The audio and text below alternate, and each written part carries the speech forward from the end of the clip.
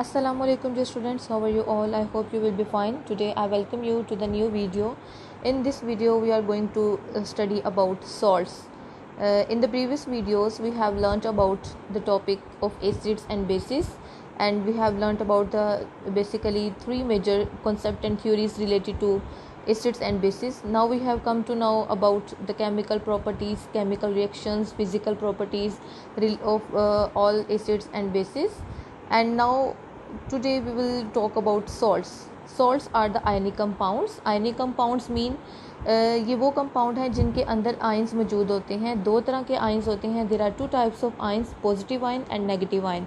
Positive ion is called cation and negative ion is called A9.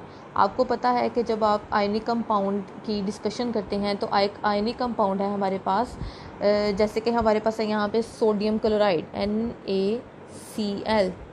ये आप लोग घरों में जो है सोडियम क्लोराइड जिसे हम कॉमन सॉल्ट कहते हैं, ये आप लोग यूज़ करते हो. ये सॉल्ट बेसिकली जो है ये आयनिक कंपाउंड है. आयनिक कंपाउंड का मतलब ये है कि इसके अंदर दो तरह के आयन्स मौजूद हैं. The first part is called positive ion.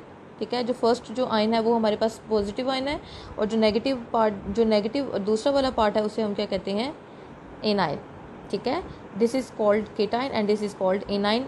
It is carrying positive charge, it's cation. It is carrying negative charge, it's called anion. Acids और बेस आपस में मिलके रिएक्शन करते हैं and they are change into a new substance that is called neutral substance, and that substance may be a salt. Basically we have come to know that acids वो हैं substances होते हैं जो किसी भी एक्वस मीडियम के अंदर hydrogen ion produce करें, और बेस हमने पढ़ी है कि बेस वो है जो हाइड्रोक्साइड आयन जो है वो रिलीज़ करती है या जो है वो एक्वस मीडियम के अंदर जो है वो प्रिपेयर करती है. इसका मतलब ये है कि एसिड वो है जिसके पास हाइड्रोजन होना ज़रूरी है, और बेस वो है जिसके पास हाइड्रोक्सिल ग्रुप होना ज़रूरी है. तब जाके अगर हम इनका बेस और एसिड का एक्वा सॉल्यूशन यूज़ करेंगे तो ये हाइड्रोजन आयन प्रोड्यूस करेगी और ये हाइड्रोक्साइड आयन प्रोड्यूस करेगी. तो अब अल्टीमेटली क्या होगा, जब एसिड और बेस आपस में रिएक्ट कर देंगे तो वो हाइड्रोजन आयन और हाइड्रोक्साइड आयन आपस में रिएक्ट करके they will change into a new substance that is called water. यानी कि एसिड और बेस की जो मेन खासियत के जो एलिमेंट्स थे, जो आयंस थे, उन्होंने आपस में मिलकर एक नया सब्सटेंस बना दिया दैट इज़ कॉल्ड वाटर.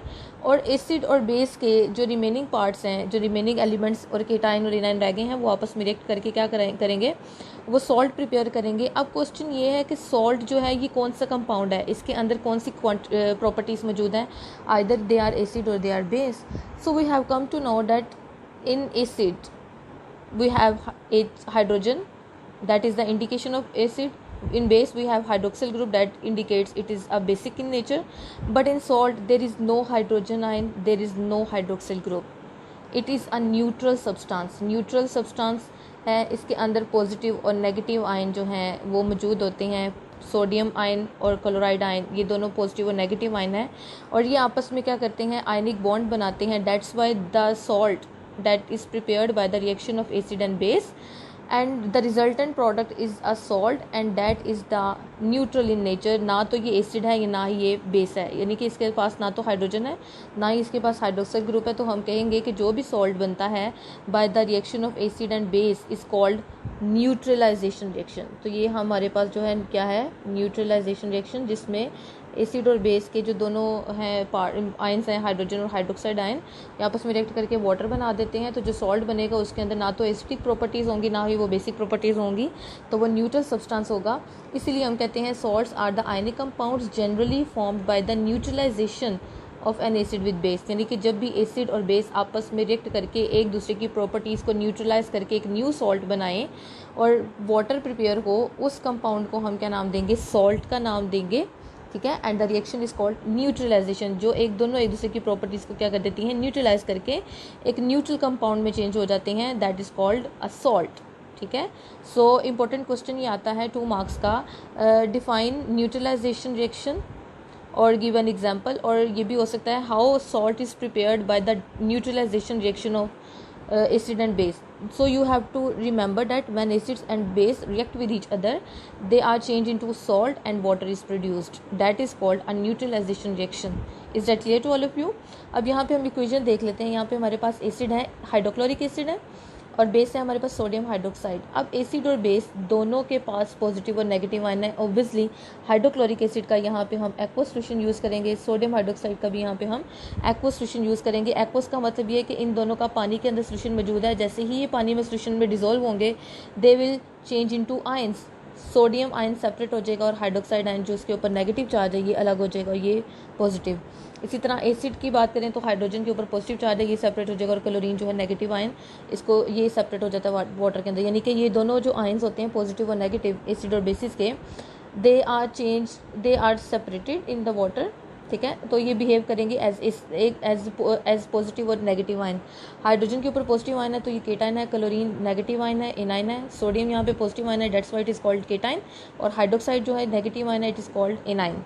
अब क्या होता है कि जब भी सॉल्ट बनता है, ये केटाइन एसिड का जो हाइड्रोजन आयन है बेस के हाइड्रोक्साइड आयन के साथ रिएक्ट करके किस में चेंज हो जाता है, वाटर में। बाकी क्या बचे हमारे पास, ये दो आयन, बेस का पॉजिटिव आयन और एसिड का नेगेटिव आयन। बेस का जो पॉजिटिव आयन होता है हमेशा आपने याद रखना है, ये सोडियम है, सोडियम क्या है, मेटल है, ठीक है। अब हम सॉल्ट को देख लें तो बेस का पॉजिटिव आयन केटाइन और एसिड का negative ion anion, they react with each other and they are change into an ionic compound that is a salt, जो न्यूट्रल सब्सटेंस होता है। अच्छा जी, अब हम अगर देखें यहाँ पे सोडियम के ऊपर पॉजिटिव चार्ज है, इसको हम केटाइन कहेंगे। क्लोरीन के ऊपर नेगेटिव आयन है, इसको हम क्या कहेंगे, नेगेटिव। इसका मतलब ये है कि सॉल्ट के अंदर भी दोनों आयन्स मौजूद होते हैं, पॉजिटिव और नेगेटिव आयन भी। अब जो पॉजिटिव आयन जो है जिसे हम केटाइन कहते हैं, वो हमारे पास कोई मेटल है, वो हमेशा हमारे पास मेटल ही होती है सॉल्ट के अंदर। अगर हम किसी सॉल्ट की एग्जांपल ले लें, जैसे सोडियम क्लोराइड है, इसमें जो सोडियम है वो मेटल है। इसके अलावा हम बात कर लें पोटाशियम सल्फेट, ये सॉल्ट है, इसके अंदर जो पोटाशियम है वो मेटल है। तो ये मेटल बेसिकली पॉजिटिव आयन कहाँ से डिराइव हुआ है, क्योंकि ये बेस का है। हमेशा याद रखिएगा कि सॉल्ट का जो फर्स्ट पार्ट, जो पॉजिटिव वाला पार्ट है, वो हमेशा बेस से डिराइव होता है, बेस में से निकल के रिएक्ट करता है। तो इसलिए हम इसको क्या नाम देते हैं, basic radical. The positive ion in a salt that is a metal ion that is a cation. metal ion mean positive charge, जो मेटल है हमारे पास सोडियम मेटल है और ये बेसिकली इसके ऊपर पॉजिटिव चार्ज है, जो उसका मतलब ये कि केटाइन है। तो केटाइन है तो, लेकिन ये डिराइव किससे हुआ है, ये कहाँ से आया है, ये बेस के केटाइन बेस से आया है, तो हम इसको नाम देंगे basic radical. So in the salt the positive ion is called basic radical. Why it is called basic radical? The question is why the positive ion or the cation of the salt is called basic radical, because it is derived from the base. अच्छा जी, अब हम यहाँ पे chlorine की बात करें। Chlorine जो negative ion है ये कहाँ से डिराइव हुआ है, यहाँ से हम देखें तो ये आया है एसिड के पार्ट से, ये एसिड से डिराइव हुआ है क्लोरीन। तो हम इसे क्या नाम देंगे, acidic radical. Why the negative part of the salt और anion of the salt is called acidic radical, because it is derived from acid। हमेशा याद रखिएगा कि जो पॉजिटिव वाला हिस्सा है वो हमेशा बेस में से डिराइव होगा और नेगेटिव वाला हिस्सा हमेशा जो है वो एसिड के पार्ट से डिराइव होगा।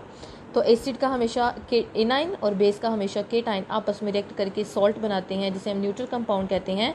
Salt has two component, basic radical and acidic radical. Basic radical is the positive cation. Why it is called basic radical, because it is derived from the base, and the negative ion is called anion. It is called acidic radical because it is derived from the acid. यहाँ तक clear हो गया आपको कि acidic radical और basic radical में क्या difference है। अब हम कोई और एग्जांपल ले लेते हैं जिसमें हम न्यूट्रलाइजेशन रिएक्शन को स्टडी करेंगे। हमारे पास है यहाँ पे एक बेस है, पोटाशियम हाइड्रोक्साइड है। इसके जब इसको पानी के अंदर डिज़ोल्व किया तो इसका पोटाशियम आयन सेपरेट हो गया और हाइड्रोक्साइड आयन जो है वो सेपरेट हो गया। अब हमारे पास एसिड है, सल्फ्यूरिक एसिड है, H2SO4, इसके पास 2 हाइड्रोजन आयन है, तो ये सेपरेट हो जाएगा और ये सल्फेट आयन सेपरेट हो जाएगा। अब क्या होगा, ये जो है हाइड्रोक्सिल आयन, यहाँ पे 2 हाइड्रोजन आयन है, ऑब्वियसली यहाँ पे 2 हाइड्रोजन आयन है वो एक हाइड्रोक्सिल के साथ रिएक्ट करके एक वाटर का मॉलिक्यूल बनाएंगे। तो 2 हाइड्रोजन आयन है यहाँ पे हमारे पास और यहाँ पे हमारे पास 2 हाइड्रोक्सिल ग्रुप है। तो ये ओवरऑल आपस में रिएक्ट करके क्या बनाएंगे, वाटर के 2 मॉलिक्यूल्स। अब बाकी हमारे पास नेगेटिव पार्ट बच गया है हमारे पास एसिड का, और पॉजिटिव पार्ट हमारे पास बच गया है बेस का पॉजिटिव पार्ट, और ये हमारे पास क्या है, एसिड है। एसिड का हमेशा नेगेटिव पार्ट रिएक्ट करता है क्योंकि उसका पॉजिटिव वाला हाइड्रोजन जो है आयन है वो वाटर बनाने में इन्वॉल्व हो जाता है। इसी तरह बेस का हाइड्रोक्साइड आयन जो नेगेटिव आयन है वो वाटर बनाने में इन्वॉल्व हो जाता है, इसलिए इसका जो पॉजिटिव आयन वाला पार्ट है वो एसिड के नेगेटिव पार्ट के साथ रिएक्ट करेगा। नाउ के और सल्फेट, ये आपस में पोटाशियम और सल्फेट जो है, पोटाशियम मेटल है और ये सल्फेट जो आयन है, सल्फेट के ऊपर जो होता है चार्ज होता है 2-, तो 2- को बैलेंस करने के लिए यहाँ पे पोटाशियम कितने होंगे, क्योंकि पोटाशियम 1+1 है तो कितने होंगे यहाँ पे हमारे पास K2, 2 पोटाशियम होंगे तो उसको बैलेंस करके क्या बनाएंगे K2SO4। It is a neutral substance, it is a salt, it is not acidic, it is not basic, it is a neutral. इसमें ना हाइड्रोजन की कोई करेक्टरिस्टिक मौजूद है ना हाइड्रोक्सिल ग्रुप की कोई करेक्टरिस्टिक मौजूद है, तो ये हमारे पास क्या है, सॉल्ट है और ये न्यूट्रल सब्सटेंस है। अब हम यहाँ पे बात करें पोटाशियम की और सल्फेट की, both are the radicals. Potassium के ऊपर प्लस चार्ज है, it is a positive cation, it is a basic radical. Why? It is because it is derived from base. Sulphate जो है हमारे पास एसिडिक रेडिकल है, why? Because it is derived from acid. तो हमेशा याद रखना कि पॉजिटिव वाला जो है वो बेसिक रेडिकल कहलाता है और नेगेटिव वाला जो आयन है उसे हम एसिडिक रेडिकल कहते हैं, और ये रीज़न मैंने आपको एक्सप्लेन कर दी है। अब आपको क्लियर हो गया कि सॉल्ट्स जो हैं हम इनको आयनिक कंपाउंड्स क्यों कहते हैं, न्यूट्रलाइजेशन रिएक्शन क्या होता है, किस तरह से एसिड्स और बेस आपस में रिएक्ट करके एसिड का जो है एसिडिक रेडिकल और बेसिक रेडिकल आपस में कंबाइन करके एक न्यूट्रल कंपाउंड बना देते हैं, दैट इज़ कॉल्ड सॉल्ट, और साथ वाटर बनता है। Okay, now we will discuss about acids and ये सॉल्ट। आपने हमेशा याद रखना है जो भी हमारे पास सॉल्ट्स बनेंगे उनकी जो पॉजिटिव वाला पार्ट है वो अगर मेटल है तो वो हमेशा मेटल से ही डिराइव होगा, क्योंकि हमारे पास जितनी भी बेसिस हमने पढ़ी, जितनी भी हैं बेसिस हैं, जैसे कि हमारे पास सोडियम हाइड्रोक्साइड है तो उस बेस के अंदर जो पॉजिटिव वाला पोर्शन है वो हमेशा मेटल होती है। इसी तरह जैसे कि हम सोडियम हाइड्रोक्साइड के अंदर बात करें तो वो मेटल सोडियम मेटल है, पोटाशियम हाइड्रोक्साइड की बात करें तो पोटाशियम मेटल है, जिंक हाइड्रोक्साइड की बात करें तो जिंक जो है वो उसमें मेटल जो है वो हमेशा बेसिक रेडिकल होगा। इसी तरह कैल्शियम हाइड्रोक्साइड है, जब भी हम सल्फ्यूरिक एसिड का जिंक के साथ रिएक्शन करवाएंगे तो जिंक जो है वो बेसिकली किसके अंदर मौजूद होगा, बेस के अंदर, जिंक हाइड्रोक्साइड की फॉर्म में होगा। लेकिन रिएक्ट हमेशा बेस का जिंक हमेशा जो मेटल वाला पार्ट है वही रिएक्ट करता है जिसके ऊपर पॉजिटिव चार्ज होता है। इसी तरह कैल्शियम है, कैल्शियम हाइड्रोक्साइड में से कैल्शियम रिएक्ट करेगी। इसी तरह सिल्वर हाइड्रोक्साइड में से भी जो है सिल्वर रिएक्ट करेगी एसिड के नेगेटिव एनाइन के साथ, नेगेटिव पार्ट के साथ। नाउ लेट्स सी मेटल और एसिड्स आपस में रिएक्ट करेंगी, क्योंकि एसिड का हमेशा नेगेटिव वाला पार्ट रिएक्ट आपस में करता है with metal. Na sodium metal हमेशा एसिड के नेगेटिव पार्ट के साथ रिएक्ट करेगी तो क्या बन जाएगा acid salt, NaCl, that is called sodium chloride. इसी तरह पोटाशियम मेटल है, जब ये नाइट्रेट NO3 जो है नाइट्रेट ग्रुप है इसके साथ रिएक्ट करेगी, इस पर +1 है और इस पर -1 चार्ज होता है तो ये आपस में क्या बना लेंगी KNO3 potassium nitrate. Zinc hydroxide है, जिंक के ऊपर +2 चार्ज होता है और सल्फेट के ऊपर 2- चार्ज होता है, तो 2+ और -2 एक दूसरे को कैंसिल आउट कर देंगे। ओवरऑल न्यूट्रल सॉल्ट हमारे पास बनेगा, that is called zinc sulphate ZnSO4। Calcium के ऊपर जो होता है चार्ज वो होता है +3 का, और यहाँ पे PO4 के ऊपर है -3, तो +3 और -3 आपने आपको बैलेंस कर लेंगे and the resultant compound will be calcium phosphate. अच्छा जी, यहाँ पे हमारे पास सिल्वर मेटल है, सिल्वर मेटल जो है वो एसिटिक एसिड के साथ रिएक्ट करती है। एसिटिक एसिड का ये वाला पार्ट नेगेटिव है और ये वाला पॉजिटिव है, ये तो वाटर बनाने में इन्वॉल्व हो जाएगा और ये वाला जो इसके साथ रिएक्ट करेगा तो क्या बनेगा silver acetate. Is that clear? तो ये हमारे पास वो सॉल्ट्स हैं जो हमेशा एसिड और मेटल्स के आपस में रिएक्शन से बनते हैं। मेटल का हमेशा रिएक्ट करती है एसिड के नेगेटिव पार्ट के साथ, metal is act as basic radical, और ये एसिड का जो नेगेटिव पार्ट है इसे हम एसिडिक रेडिकल कहते हैं। अब आपको क्लियर हो गया कि किस तरह से सॉल्ट्स प्रिपेयर होते हैं। Now we will talk about the characteristic properties of salts. बहुत सारी इंपॉर्टेंट प्रॉपर्टीज़ हैं सॉल्ट्स की जो हमारे लिए जानना जो है वो ज़रूरी है। अच्छा जी, अब हमने फर्स्ट प्रॉपर्टी ऑलरेडी डिस्कस कर ली है कि ये आयनिक कंपाउंड्स होते हैं। आयनिक कंपाउंड्स हैं, जैसे कि सोडियम क्लोराइड की एग्जांपल हम लें तो हमारे पास जो है सोडियम क्लोराइड है वो क्यूबिक क्रिस्टल की फॉर्म में मौजूद होता है, ठीक है, NaCl। इसी तरह याद रखिएगा कि जो भी सॉल्ट्स हैं हमारे पास वो हमेशा क्रिस्टलाइन फॉर्म में होते हैं, क्योंकि ये आयनिक कंपाउंड्स होते हैं and they are present in the form of crystals. इनकी क्रिस्टल्स होती हैं, जैसे कि हम यहाँ पे एग्जांपल ले लेते हैं सोडियम क्लोराइड की, that is cubic in nature, cubic crystal form होती है, तो ये हमेशा इनकी सरफेस जो है वो शाइन करती है। और क्योंकि सोडियम मेटल है, मेटल की वजह से जो है ये जो है सोडियम मेटल है और क्लोरीन नेगेटिव जो है ये आपस में रिएक्ट करके क्या सॉल्ट बना रहे हैं। तो सॉल्ट ये बेसिकली आयनिक कंपाउंड है और ये क्रिस्टलाइन नेचर है, क्रिस्टल्स हमेशा बनाते हैं, इनकी शाइनी सरफेस होती है। सेकंड है मेल्टिंग और बॉइलिंग पॉइंट। सॉल्ट्स जो हैं हमेशा उनके अंदर पॉजिटिव और नेगेटिव आयन मौजूद हैं। उनके अंदर जो बॉन्ड है वो आयनिक बॉन्ड होता है और आयनिक बॉन्ड स्ट्रॉन्ग बॉन्ड है as compare to the other bond, जैसे कोवेलेंट बॉन्ड है और आयनिक कंपाउंड में अगर हम कंपेयर करें तो आयनिक बॉन्ड जो है वो स्ट्रॉन्ग बॉन्ड है और इसलिए इसको तोड़ने के लिए हमें ज़्यादा अमाउंट ऑफ एनर्जी रिक्वायर्ड होती है, टेम्परेचर हमें ज़्यादा देना पड़ेगा, इसीलिए इनका मेल्टिंग और बॉइलिंग पॉइंट क्या होता है, ज़्यादा होता है। Number 3, water of crystallisation. अब आपने याद रखना है कुछ सॉल्ट्स ऐसे होते हैं जब उनकी क्रिस्टल्स को प्रिपेयर किया जाता है, जब उनका पानी के अंदर सोल्यूशन प्रिपेयर किया जाता है, पानी में सोल्यूशन प्रिपेयर करने के बाद जब उनको हाई टेम्परेचर पे बॉयल किया जाता है और देन जो है जो इनमें से वाटर जो है वो इवेपोरेट करके उनकी क्रिस्टल्स बनाई जाती हैं। तो ड्यूरिंग क्रिस्टल फॉर्मेशन और ड्यूरिंग इवेपोरेशन क्या होता है, कुछ वाटर के मॉलिक्यूल्स जो होते हैं जो उस सोल्यूशन के अंदर मौजूद हैं वो सॉल्ट के साथ जो हैं वो अटैच हो जाते हैं।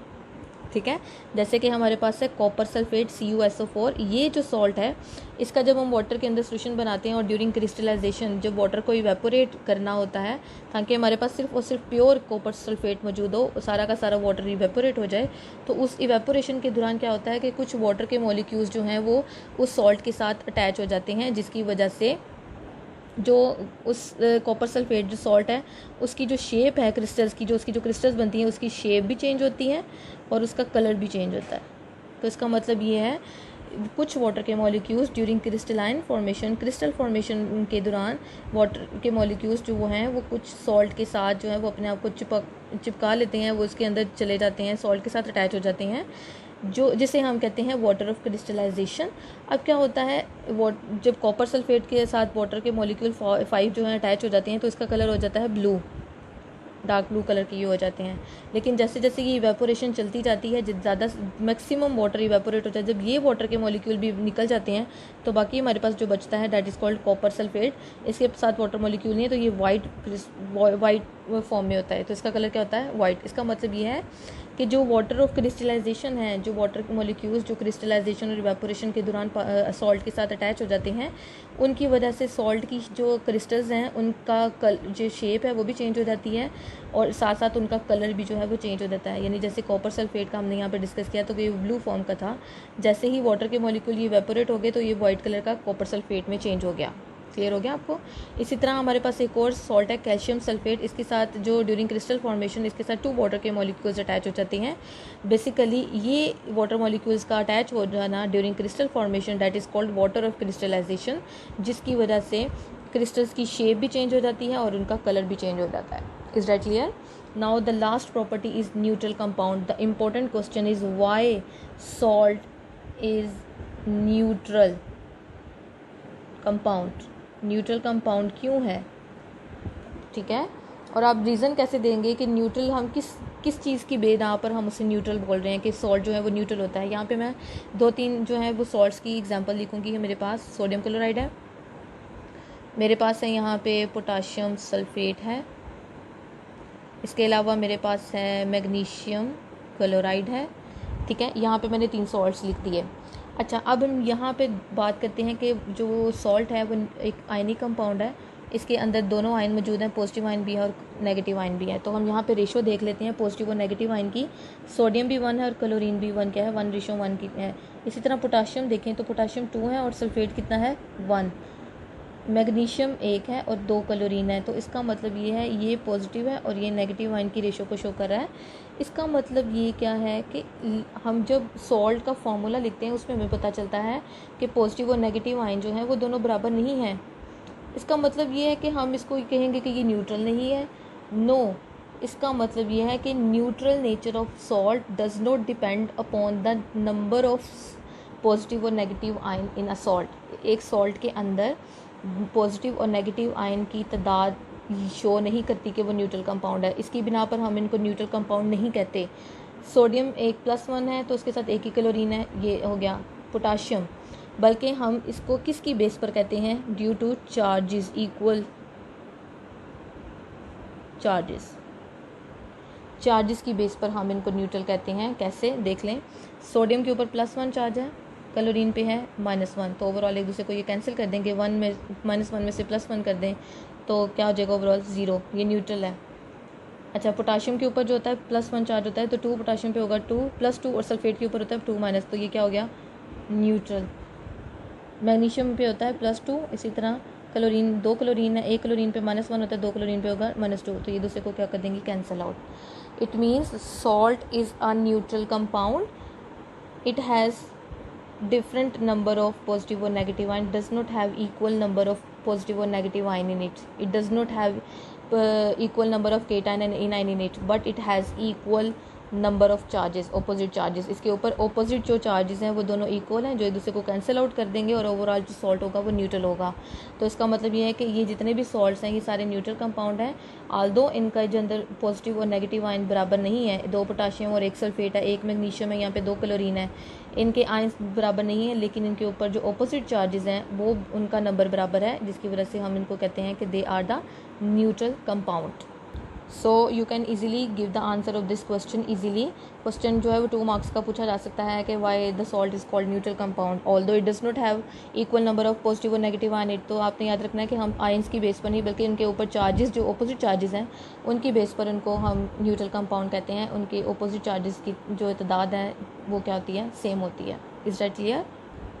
Now we will talk about the types of salts. यहाँ पे हम सॉल्ट्स को 2 टाइप्स में डिस्क्राइब करेंगे on the basis of solubility. Solubility mean हल होना पानी के अंदर, सोलबिलिटी इन वाटर। सॉल्ट्स जो हैं वो आयनिक कंपाउंड्स हैं, आयनिक कंपाउंड्स हैं तो ऑब्वियसली ये वाटर के अंदर जो है वो सॉल्युबल होते हैं। जब ये वाटर के अंदर सॉल्युबल हैं तो हम उसकी बेस पर, सॉल्युबिलिटी की बेस पर सॉल्ट्स को 2 टाइप्स में डिवाइड करते हैं। वो सॉल्ट्स जो पानी के अंदर डिज़ोल्व, हम उनको मिक्स करें, डालें, वो डिज़ोल्व करें, वो मिक्स हो जाएं, सॉल्युबल, उनको हम सॉल्युबल सॉल्ट्स कहते हैं। और वो सॉल्ट्स जो पानी के अंदर डिज़ोल्व करने से हल ना हो उनको हम इनसॉल्युबल सॉल्ट्स कहते हैं। So there are 2 types of salts on the basis of this solubility. The salts which can dissolve in water are called soluble salts, and the salts which do not dissolve in water, बजाय इसके कि वो पानी में हल हो, वो bottom में नीचे बैठना शुरू हो जाएंगे नीचे। तो इसका मतलब वो ना हल पजीर फॉर्म में जो है वो इनसॉल्युबल फॉर्म में वो नीचे बैठना शुरू हो जाएंगे पानी के अंदर। तो हम इनको इनसॉल्युबल सॉल्ट्स कहते हैं। Now question is how can you separate soluble salts और इनसॉल्युबल सॉल्ट्स। सॉल्युबल सॉल्ट है हमारे पास, एक बीकर है, हमने पानी के अंदर उसका सॉल्ट का सोल्यूशन बनाया हुआ है, वो सॉल्युबल है। तो इसका मतलब ये कि हम इसको सेपरेट नहीं कर सकते, तो हम क्या करेंगे, इसको हम हीट करेंगे। हीट करने से सारा का सारा जो वाटर है वो इवेपोरेट हो जाएगा, वाटर इवेपोरेट हो जाएगा, बाकी आपके पास क्या बचेगा, सॉल्ट। तो इसका मतलब ये कि आप सॉल्युबल सॉल्ट को, नंबर 1 मेथड हमने पढ़ा इवेपोरेशन, वाटर को इवेपोरेट करके आप सॉल्ट को रिकवर कर सकते हो। नंबर 2 है क्रिस्टलाइजेशन, आप उसकी क्रिस्टल्स बना के जो वाटर को उससे सेपरेट कर सकते हो। यानी यू कैन रिकवर जो सॉल्युबल सॉल्ट्स पानी के अंदर हल होते हैं उनको आपने अब रिकवर करना है, दोबारा निकालना है पानी में से। तो आप उनको कैसे रिकवर करोगे?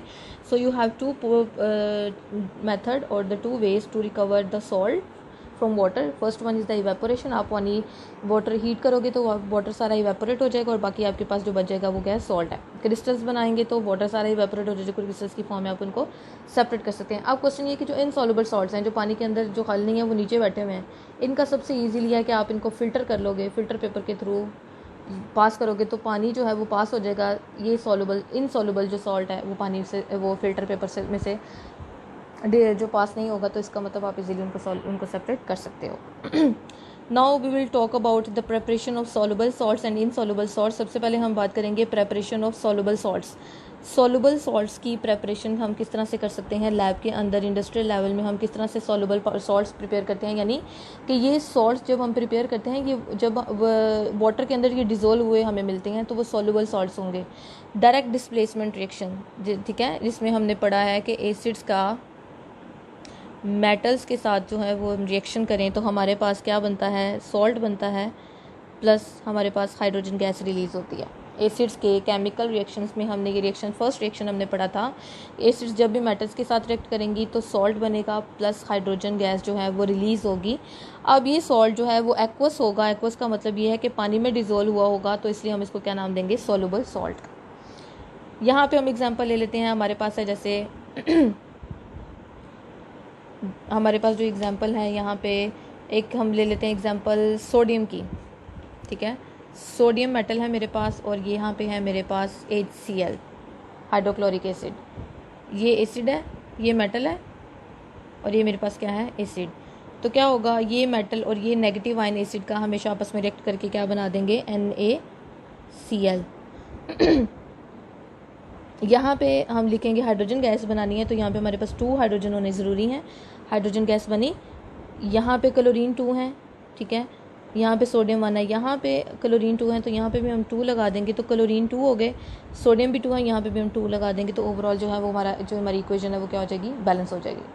Now question is why it is called direct displacement reaction. Displacement कहते हैं कि एक जो आइटम या कोई सब्सटेंस मौजूद है उसको हटा के उसकी जगह किसी और को अटैच, उसको ऐड कर देना, डिस्प्लेस कर देना उसको उसकी जगह से। तो बेसिकली क्या होता है, बेसिकली सोडियम मेटल जो है वो इस एसिड में से इस क्लोरीन को डिस्प्लेस करके रिमूव कर देती है, इसमें से रिमूव कर देती है और सोडियम क्लोरीन के साथ रिएक्ट करके सॉल्ट बना देती है। तो ये बेसिकली डायरेक्ट डिस्प्लेसमेंट है कि जिसमें आप एसिड और मेटल का रिएक्शन करते हैं। तो मेटल क्या करती है, एसिड का जो नेगेटिव आयन है उसको डिस्प्लेस करती है, उसको अपनी जगह से हटा के क्या करती है, सॉल्ट बनाती है और साथ क्या बनता है, हाइड्रोजन गैस बनती है। सेकेंड जो हमारे पास रिएक्शन है वो है न्यूट्रलाइजेशन रिएक्शन। न्यूट्रलाइजेशन का मतलब ये है when acids react with base they prepare salt plus water, और ये सॉल्ट एक्वस मीडियम में होगा। इसी तरह हम यहाँ पे एग्जांपल ले लेते हैं। हमारे पास जो एग्जांपल है वो है, हमारे पास एसिड है हमारे पास HCl और बेस है हमारे पास NaOH। ये आपस में रिएक्ट करके क्या करेंगी, ये हाइड्रोजन और ये हाइड्रोक्सिल ग्रुप आपस में रिएक्ट करके क्या बना देंगी, वाटर, और यही बेस का मेटल आयन और एसिड का नेगेटिव आयन आपस में रिएक्ट करके NaCl बना देंगे। तो ये न्यूट्रलाइजेशन रिएक्शन है जिसमें न्यूट्रल सब्सटेंस सॉल्ट बनता है by the reaction of acid and base and water is also prepared. ये clear. And the third reaction है for the preparation of soluble salt is the by the reaction of acid with metal oxides. Metal जो है oxides ऐसे compound होते हैं जिसमें जो first उनका पॉजिटिव पार्ट होता है वो कोई मेटल होती है और दूसरा साथ क्या होती है, ऑक्सीजन होती है। तो हम उसको क्या नाम देते हैं, मेटल ऑक्साइड का। यहाँ पे हमारे पास एग्जांपल है कॉपर ऑक्साइड की। कॉपर हमारे पास यहाँ पे मेटल है और it is bonded with oxygen atom, it is called metal oxide. कोई भी मेटल हो सकती है, यहाँ पे कॉपर ऑक्साइड है, यहाँ पे हमारे पास मैग्नीशियम ऑक्साइड भी हो सकती है। तो बेसिकली क्या है कि हम एसिड है और एसिड का मेटल ऑक्साइड के साथ जब हम रिएक्शन करते हैं तो सॉल्ट बनता है और साथ वाटर बनता है। अब हम यहाँ पे रिएक्शन देख लेते हैं कि क्या होता है कि सल्फ्यूरिक एसिड है हमारे पास, उसका एक्वस सोल्यूशन है। एक्वस का मतलब है कि पानी के अंदर इसका सोल्यूशन बनाया हुआ है। और कॉपर ऑक्साइड जो है ये एक मेटल ऑक्साइड है, ये जो है सॉलिड फॉर्म में है, ठीक है। इनका आपस में रिएक्शन करवाया जाता है। तो क्या होगा, ये जो है हाइड्रोजन आयन सेपरेट हैं, सल्फेट आयन सेपरेट हैं क्योंकि ये पानी के अंदर डिजोल्व है। अब इसी तरह जो ये कॉपर है इसके ऊपर +2 चार्ज है, इसके ऊपर ऑक्सीजन के ऊपर -2 चार्ज है। ये पॉजिटिव वाला पार्ट जो है ये किसके साथ रिएक्ट करेगा, नेगेटिव पार्ट के साथ, एसिड के नेगेटिव पार्ट के साथ। पॉजिटिव बेस का हमेशा बेस का या मेटल ऑक्साइड का जो हमेशा पॉजिटिव वाला पार्ट है वो एसिड के नेगेटिव पार्ट के साथ रिएक्ट करेगा। तो क्या बनेगा, CuSO4। कॉपर के ऊपर +2 चार्ज है, सल्फेट के ऊपर जो है वो -2 चार्ज है। तो ये क्या है, न्यूट्रल है क्योंकि इनके ऊपर ऑपोजिट चार्जेस जो हैं वो क्या हैं, इक्वल हैं। It has equal number of opposite charges that cancel out each other. और जो ओवरऑल हमारे पास आता है वो सॉल्युबल होता है। और एक्वस का मतलब यहाँ पे कि इसका कॉपर सल्फेट जो हमें डिजोल्व हुआ, सॉल्युबल हुआ पानी के अंदर, इसके अंदर सोल्यूशन मिलता है। बाद में हम इसको इवेपोरेशन के थ्रू और क्रिस्टलाइजेशन के थ्रू वाटर का इवेपोरेट करके प्योर कॉपर सल्फेट को हम रिकवर कर लेते हैं और साथ पानी जो है वो एक्वस सोल्यूशन सेपरेट बनेगा। अच्छा जी, नेक्स्ट हमारे पास रिएक्शन है by the reaction of acid with carbonate. हमने एसिड की केमिकल प्रॉपर्टीज़ में ऑलरेडी हम डिस्कस कर चुके हैं कि एसिड जब रिएक्ट करते हैं कार्बोनेट्स के साथ तो सॉल्ट बनता है, वाटर बनता है और साथ कार्बन डाइऑक्साइड गैस रिलीज होती है। Now I have acid HNO3 that is called nitric acid, sodium carbonate. तो ऑब्वियसली जो है इसका पानी के अंदर सोल्यूशन मौजूद है। इसी तरह यहाँ पे भी जो है वो क्या है, पानी के अंदर सोल्यूशन मौजूद है। तो क्या अगर सोडियम पॉजिटिव है, ये एसिड के नेगेटिव पार्ट के साथ रिएक्ट करेगी तो क्या बनेगा, NaNO3। अब क्या है, एक सोडियम है, सोडियम के ऊपर होता है +1 और एक HNO3 के ऊपर होता है -1। लेकिन यहाँ पे हमारे पास 2 सोडियम है। इसका मतलब ये है यहाँ पे हमें 2 लगा के इक्वेशन को बैलेंस करना पड़ेगा। 2NO3 हो गए हमारे पास, ठीक है। NO3 हमारे पास -1 एक है और एक है। इसी तरह ये 2 हो जाएंगे और ये 2 हो जाएंगे तो हमारे पास क्या बनेगा, 2NaNO NaCl3, सोडियम नाइट्रेट बन जाएगा और साथ जो है ये वाटर बनेगा और साथ क्या बनेगी, कार्बन डाइऑक्साइड गैस रिलीज होगी। क्लियर हो गया आप सबको? अब ऑब्वियसली इसका भी पानी के अंदर डिज़ोल्व हुआ सोल्यूशन मिलेगा। NaNO3 जो सॉल्ट है वो एक्वा सोल्यूबल सॉल्ट है, तो हमने पढ़ा है कि जो सोल्यूबल सॉल्ट्स हैं उनको हम रिकवर कर सकते हैं इवेपोरेशन और क्रिस्टलाइजेशन से। ये तो हमारी यहाँ तक थी प्रॉपर्टीज़। रिएक्शन हमने पढ़े कि हम सोल्यूबल सॉल्ट्स को किस तरह से प्रिपेयर करते हैं। सोल्यूबल सॉल्ट्स जो जब भी प्रिपेयर होते हैं वो वाटर के अंदर डिज़ोल्व फॉर्म में होते हैं, हम उनको इवेपोरेशन और क्रिस्टलाइजेशन के थ्रू सेपरेट कर सकते हैं, रिकवर कर लेते हैं। अब सेकंड है हमारे पास preparation of insoluble salts. Insoluble salts को कैसे प्रिपेयर करना है? इनसॉल्युबल सॉल्ट्स को मतलब ये है कि हम स्टार्ट में कुछ ऐसे दो सब्सटेंसेस को रिएक्ट करेंगे, तो रिएक्ट करने के बाद जो सॉल्ट बनेगा वो इनसॉल्युबल होगा। इसका मतलब यानी कि वो रिएक्शन मिक्सचर जिसके अंदर वो रिएक्शन हो रहा है वहाँ पे ये नीचे सेटल डाउन हो जाएंगे सोल्यूशन में और हम उनको इजीली सेपरेट कर लेंगे। फ़िल्टर पेपर यूज़ करके हम क्या करेंगे, फ़िल्टर पेपर लगाएंगे तो पानी जो लिक्विड फॉर्म है उस सोल्यूशन का वो सारा फ़िल्टर पेपर में से पास हो जाएगा और इनसॉल्युबल फॉर्म में जो सॉल्ट था वो हमारे पास एज इट इज़ हमारे पास आ जाएगा, हम उसको रिकवर कर लेंगे। अब प्रेपरेशन ऑफ इनसॉल्युबल सॉल्ट के लिए क्या है, हमारे पास हम क्या करते हैं, 2 सॉल्युबल सॉल्ट्स को मिक्स करते हैं। 2 सॉल्युबल सॉल्ट्स का मतलब ये है कि हम 2 सॉल्ट ऐसे लेते हैं जो पानी के अंदर डिज़ोल्व हुए होते हैं। ठीक है, हमने 2 सॉल्ट यहाँ पे लिए। एक हमने लिया यहाँ पे सिल्वर नाइट्रेट सॉल्ट है, एक ये सॉल्युबल सॉल्ट है, यानी का इसके अंदर पानी के अंदर इसका सोल्यूशन बना हुआ है, ये पानी के अंदर डिज़ोल्व हो जाता है, तो हमने इसका पानी के अंदर ये सोल्यूशन लिया। NaCl सोडियम क्लोराइड, ये भी सॉल्युबल सॉल्ट है, इसको जब हम पानी में डिज़ोल्व करेंगे तो ये सोडियम क्लोराइड वाटर में डिज़ोल्व हो जाएगा। क्लियर हो गया? अच्छा जी, अब हमने इसको डिज़ोल्व कर लिया। अब डिज़ोल्व करने के बाद क्या होगा, ये दोनों सॉल्युबल हैं, इन दोनों सॉल्युबल सॉल्ट्स का आपस में रिएक्शन होगा तो 2 मज़ीद और सॉल्ट बनेंगे, यानी पहले से मौजूद जो सॉल्ट थे वो दोनों सॉल्युबल सॉल्ट थे, इन दोनों का आपस में रिएक्शन होगा, नए 2 सॉल्ट बनेंगे जिसमें से एक सॉल्ट सॉल्युबल होगा वाटर के अंदर और दूसरा जो इनसॉल्युबल सॉल्ट होगा वो सोल्यूशन के अंदर इनसॉल्युबल फॉर्म में नीचे बैठना शुरू हो जाएगा और हमें पता चल जाएगा कि जो इनसॉल्युबल सॉल्ट है वो भी प्रिपेयर होना शुरू हो गया। क्या होगा, सॉल्ट का ये वाला पॉजिटिव वाला जो है ये बेसिक रेडिकल है, ये एसिडिक रेडिकल है, ये पॉजिटिव और ये नेगेटिव है। सोडियम ये बेसिक रेडिकल है और ये नेगेटिव रेडिकल।